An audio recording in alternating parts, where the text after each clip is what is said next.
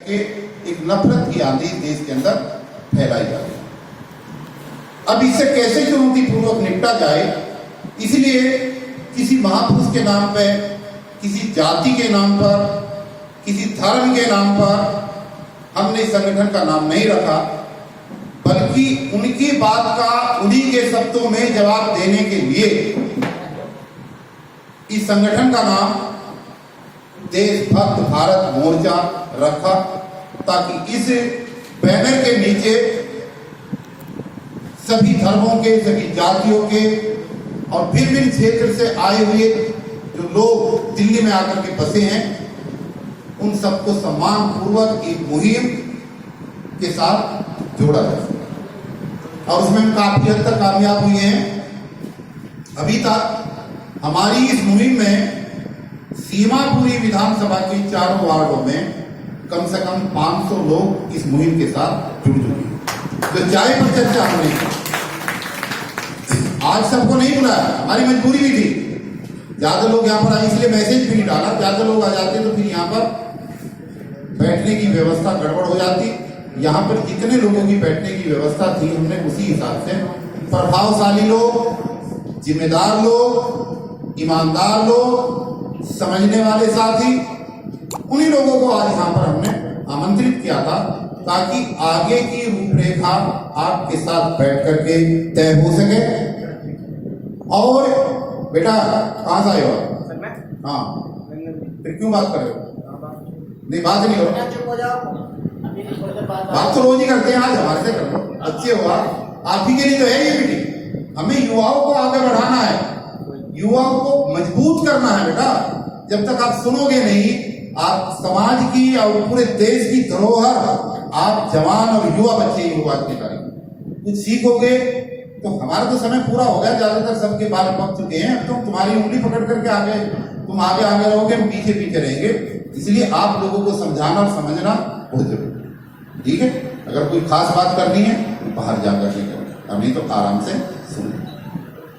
आज की मीटिंग में अलग अलग क्षेत्रों के विशेष रूप से इस विधानसभा के जिम्मेदार साथियों को हमने इसलिए बुलाया है कि अभी एक हफ्ते पहले दिल्ली की चुनाव आयोग ने एक नोटिफिकेशन निकाली है, एक अधिसूचना जारी की है और 272 वार्डों को घटा करके 250 कर दिया गया। उसमें सीमापुरी विधानसभा के जो पहले 4 वार्ड हुआ करते थे, हमने पहले चारों वार्डों से इस बैनर के नीचे चुनाव लड़ाने की घोषणा की थी। अब 4 वार्डों की बजाय अब 3 वार्ड हो गए हैं। एक वार्ड जो नई सीमापुरी वार्ड था वो समाप्त हो गया है और अब दिलशाद गार्डन, नंदनगरी और सुंदर नगरी 3 वार्ड इसमें हो गए। समय कम है, आज से चुनाव होने में मात्र 100 दिन है। 100 दिन मान करके चले हैं। 100 दिन कोई बहुत ज्यादा समय नहीं होता, क्षेत्र बहुत बड़ा होता है। आज हमें ये विवेचना करनी है, 2-3 चीजों पर हमें विचार करना है। पहला तो ये कि इस हॉल में बैठे हुए साथी क्या इस बात के लिए सहमत हैं आज कि हमें चुनाव लड़ना चाहिए या नहीं लड़ना? नंबर 1 बात पूछूंगा मैं भी, पहले बता दूं क्या कहते हैं। दूसरा प्रस्ताव आज ये है बड़ी ईमानदारी के साथ कि संगठन का उद्देश्य किसी जाति और किसी धर्म से नहीं है। जितने साथी यहां पर मौजूद हैं, मौजूद और उपस्थित साथियों में से कोई भी मेरा सम्मानित साथी, वो भाई हो या बहन हो, युवा हो या बुजुर्ग हो, वो किसी जाति का हो, किसी भी धर्म का हो, जो स्वेच्छा से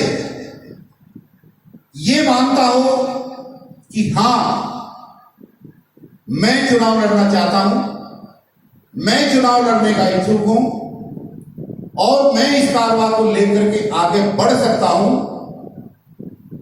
उसको आगे आना चाहिए।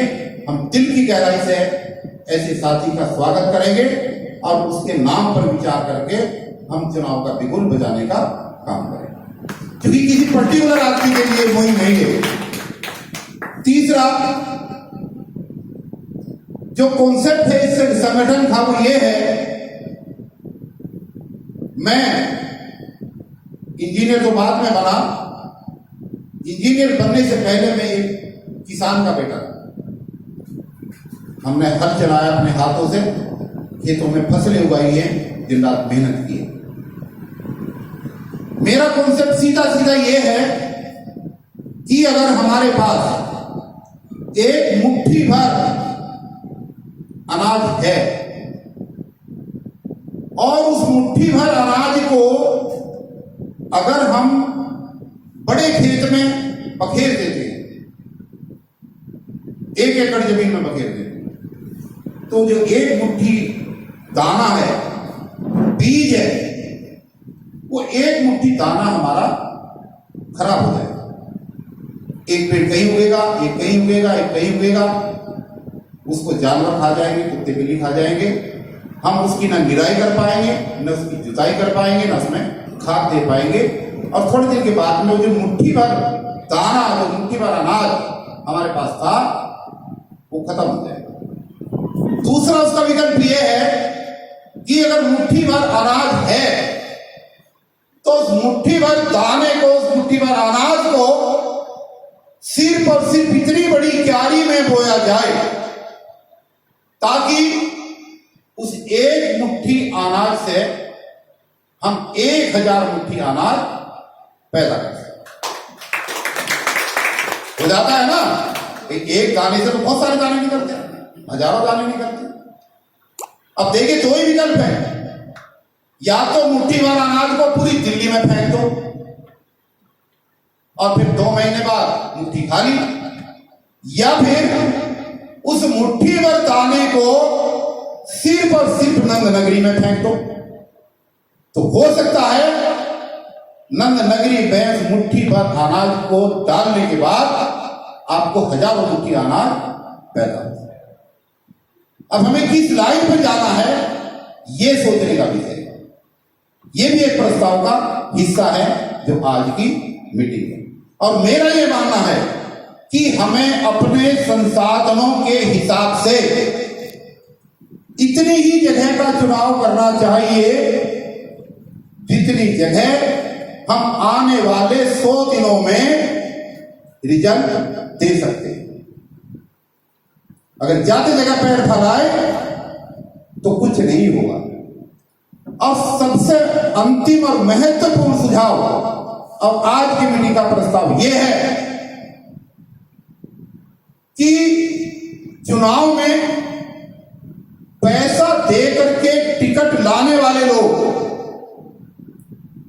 ध्यान दे मेरी बात का, चुनाव में पैसा दे करके पार्टियों से टिकट लेकर के आने वाले लोग और चुनाव में उतर करके दारू, मुर्गा, अंडा, मछली, कंबल, साड़ी और नोट घरों घरों में बांट करके जो लोग इस देश के अंदर चुनाव जीतते हैं, ऐसे लोग अपने क्षेत्र की जनता के प्रति, अपने क्षेत्र के विकास के प्रति और क्षेत्र की जनता के अधिकारों के प्रति कभी भी वफादार नहीं होते। इसलिए हमें